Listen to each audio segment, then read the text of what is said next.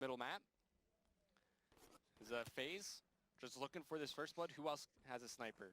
Zuma does. Kaliber. Oh my god, all of them have a sniper. Yeah, it's so scary. And attach, yeah, it's impossible. You don't know who to go with. Let's go to attach. Maybe he'll heat up. Maybe he'll find a second. I'll tell you what, I'll try to watch Enable. Enable's might have one. Enable's got someone at statue. Enable's got someone pinned behind so statue. So does attach. Attach is looking at him too. No, Enable's going to hit it. I have faith. Oh, there's one at the corner too. I told you he's going to miss.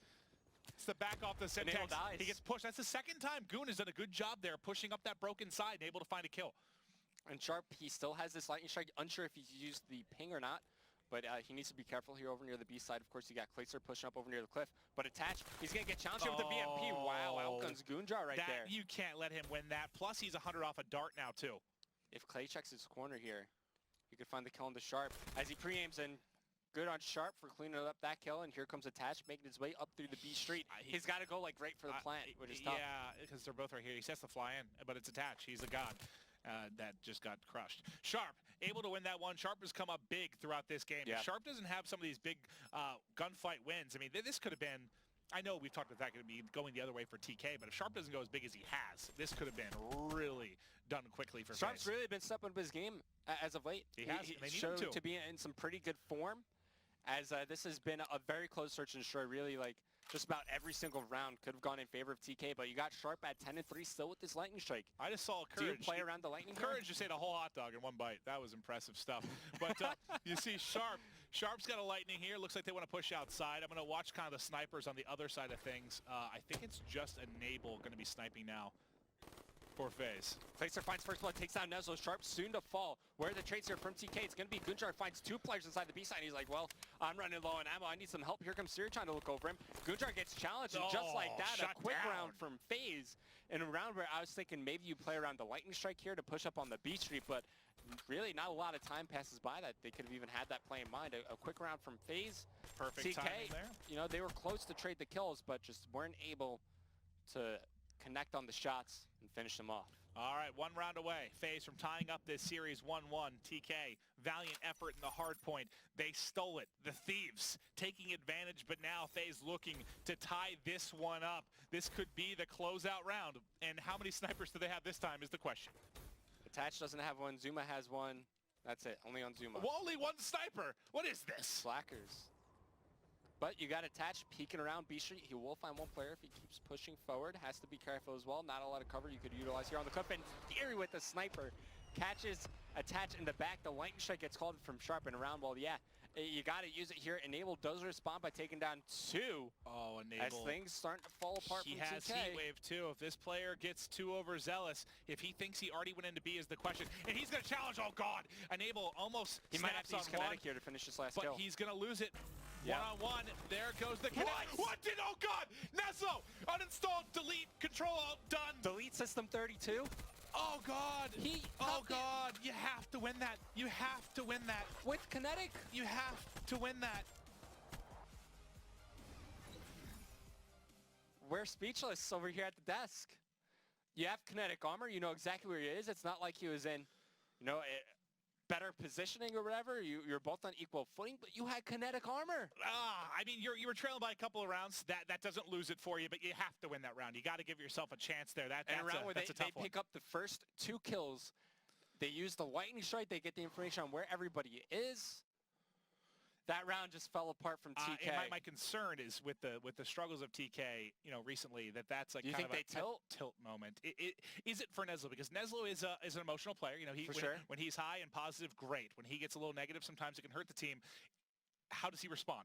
I don't know. We're not on their team comms. How does he respond? Because that's a big part of this for me. I think if they lose the first hard point and that play happens, they go full tilt. But because they have that first map when they fall back on, they're like, okay, you know what? We made some mistakes in that search and destroy, and quite frankly, that map really could have went either way. So many rounds come down to the wire, a lot of 1v1, kind of 1v2 scenarios. You know, if the trades go in TK's favor, they could easily be in Faze's position and up 2-0. But certainly, they do have some breathing room here, and man, Zuma just has a huge game at 11-6, but so does Sharp. Yeah, and Sharp goes 11-5. having so many players that are able to snipe, it's just so scary because you were guessing. Are they going to have 4? Are they going to have 3? Are they going to have 2? Are they going to have 1? And they switch it up from round to round. Oh my God! I feel like every round they were switching where they were sniping, who was sniping, how many snipers. It's very scary. I cannot believe they came out with 4 the first round. That was hilarious. I was joking, but apparently that was the strategy. It's a real thing. Yeah. 6-3 win. 11-6 for Zuma. 11-5 for Sharp. You saw Sharp coming up very big for his team. Almost had the ace here in round 1. I know.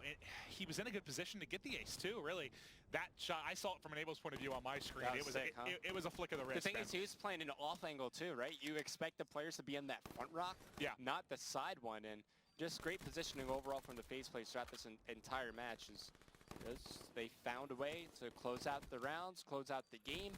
As they rebound after a heartbreaking loss in that hard point. That was like 1 of 3 Sharp clutches there. Zuma, if he kept it 1 more second he waited there, that would have been filthy, I think.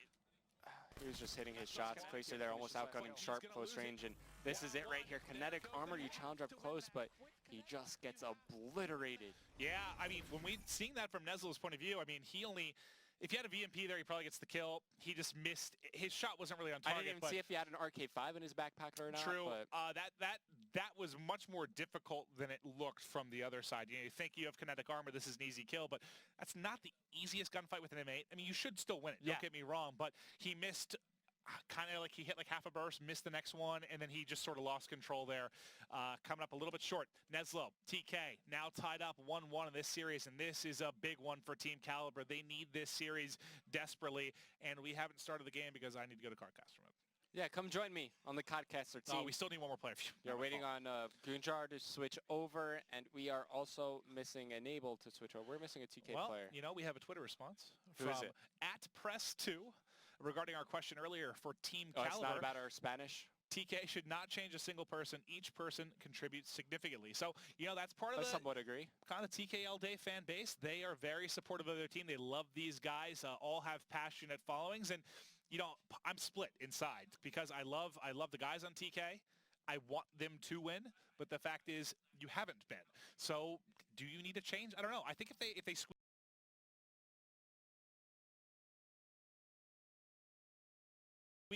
they squeak into the top 8, I think they'll probably keep it together. Yeah. But part of me is like, part of me almost wants to see like some big shake-up, some big change-up and see what they can do with it. I'm going to put you on the spot here, Maven. If you replace 1 player on TK, who do you replace? Dude, I can't. I'm not answering that question. I'm not answering that question. Honestly, because it's impossible to answer because I don't know what their dynamic is communication-wise, because it seems a lot of times that it comes down to sort of a... I mean, I think they'll like each other. I don't think it's a chemistry problem, but it seems there's some communication lapses sometimes when you watch them play S&D, when you watch them do different game modes, and I don't know whose fault it is. I like the leadership you get out of Sharp. I like the passion you get out of Nezlo, I like the slang you get out of Gunjar, and then Theory's been picking up the slang in the S&D as well. He's the only one that really brings out the sniper. I don't know. They all do that role you want them to. It's just the culmination of that effort has not been leading to W's. So I don't give Jack credit too many times, but he did come up with a really good idea for the Thursday show. Oh, God. We bring out kind of some like a team that's struggling in the league, and we just have you sit down with all them and just kind of have like a Dr. Phil moment. We call it Dr. Maven. That would be so fun. I would have a blast with that. I'm going to coach you through your troubles. I'm going to... Talk it out with me. Clear away the pain here for Team Kaliber. Nezlo. You can do it. It'd be a lot of fun. But unfortunately, we don't have Dr. Maven's segment yet, which could be something coming in the future. I would love to be. I'll take them through their problems. Guys, just tell me, you live in a house just together. Open up. What's hurting? Was it a girl that came between you guys? Ooh. What's going on? But all right, here we are into the Ban Protect uplink evac. Who will be able to take the advantage now? Faze has come alive and tied up the series. First thing off the rip coming off the board is going to be Overdrive. All right, let's see what Theory decides to go after. Active Camo. Active Camo is not a specialist you want to be up against in a game of like uplink. You have the drone carrier, just activate that specialist ability. Yep. They lose auto aim, plus they still have the armor. It's going to be another Man of War ban. So I guess it did kind of affect Faze a lot in that first map just because they lost it. Clayster has been using the Man of War. I mean, this past weekend and the past week in league matches, I saw him use the Man of War on like every single map. So he is